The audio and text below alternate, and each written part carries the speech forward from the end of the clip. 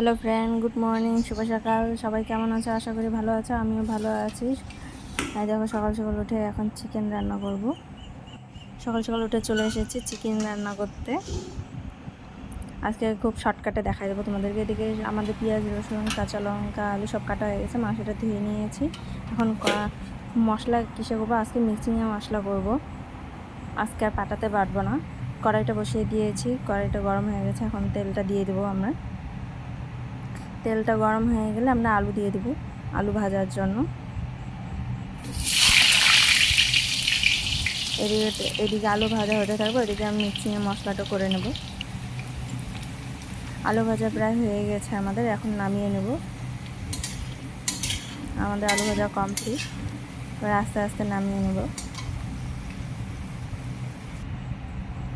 আমাদের তেলটা গরম হয়ে গেছে, এখন একটু ফোড়ন দেবো হলো তেজপাতা, শুকনো লঙ্কা আর জিরে।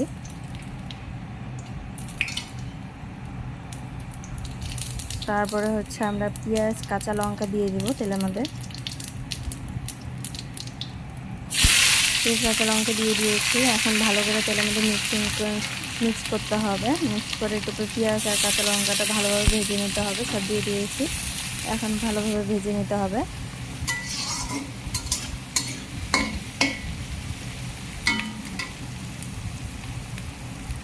আমাদের ভাজা প্রায় হয়ে গেছে।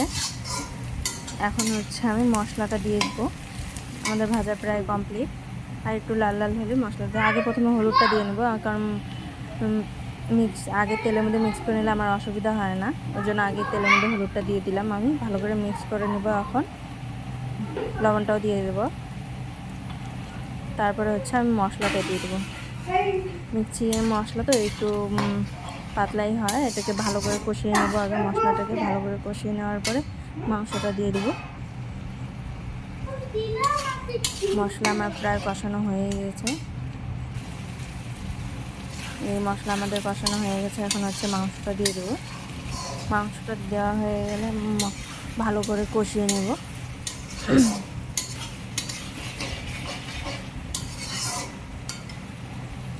এদিকে মশলা আমাদের কষানো হয়ে গেছে, দেখো সেই সুন্দর কালার আসছে।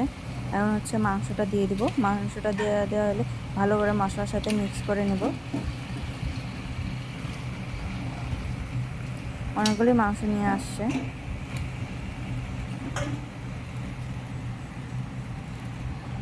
কার কার মাংস খেতে ভালো লাগে প্লিজ কমেন্টে জানিয়ে দিই। মশলা আমাদের মিক্স করা হয়ে গেছে মাংসের সাথে।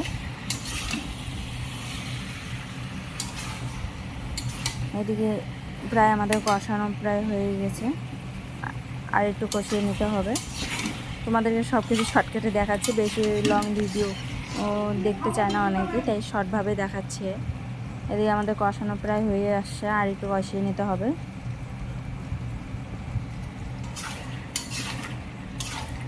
কষানো হয়ে গেছে, এবার আলুটা দিয়ে দিব, যাতে মশলার সাথে ভালোভাবে মিক্স হতে পারে, আলুটার ভিতরে রসটা ঢুকতে পারে। দেওয়ার পরে এখন ভালো করে মিক্স করে নেব। এদিকে মিক্স করা হয়ে গেছে আমাদের, এখন ভালো করে একটু কষিয়ে নিতে হবে। এদিকে গামলাতে জল বসিয়ে দিয়েছি যাতে তাড়াতাড়ি হয়ে যায়। এদিকে আমাদের মাংস প্রায় কষানো হয়ে গেছে, আর একটু কষিয়ে নিয়ে জল দিয়ে দেবো। ভালোভাবে নাড়াচাড়া করে নিতে হবে।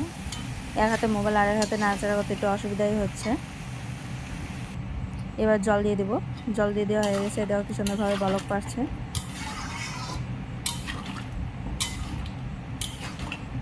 কে কে চিকেন খেতে ভালোবাসে, কে কে মাটন খেতে ভালোবাসে প্লিজ কমেন্ট করে জানাবেন। আমার তো চিকেনের থেকে মাটনটাই বেশি ভালো লাগে। এই মাংসটা আমাদের একটু জাল করে নিতে হবে ভালোভাবে। দেখো কি সুন্দরভাবে বলক পাচ্ছে।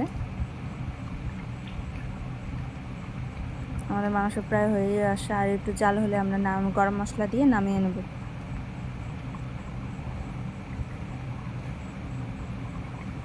আমার তো দেখে এখনই লুপ লেগে গেছে যে কখন হবে, কখন খাবো। এদিকে আমার মাংস কমপ্লিট। এখন গরম মশলা দিয়ে নেব। গরম মশলা দেওয়া হয়ে গেলে নামিয়ে নেব। আলুগুলো সিদ্ধ হয়ে গেছে, এখন গরম মশলা দিয়ে দিব। গরম মশলা দেওয়া হয়ে গেলে আমাদের রান্না কমপ্লিট। এখন আমাদের নামিয়ে নিয়ে নামিয়ে নিলেই হয়ে যাবে। এখন হয়ে গেছে। আর একটু গরম মশলা দিয়েছে তো 2-3 বলক পারুক, তারপরে হচ্ছে আমরা নামিয়ে নেব। দেখো আমাদের মাংস কমপ্লিট। আশা করি ভালো হয়েছে, সবাই ট্রাই করবেন।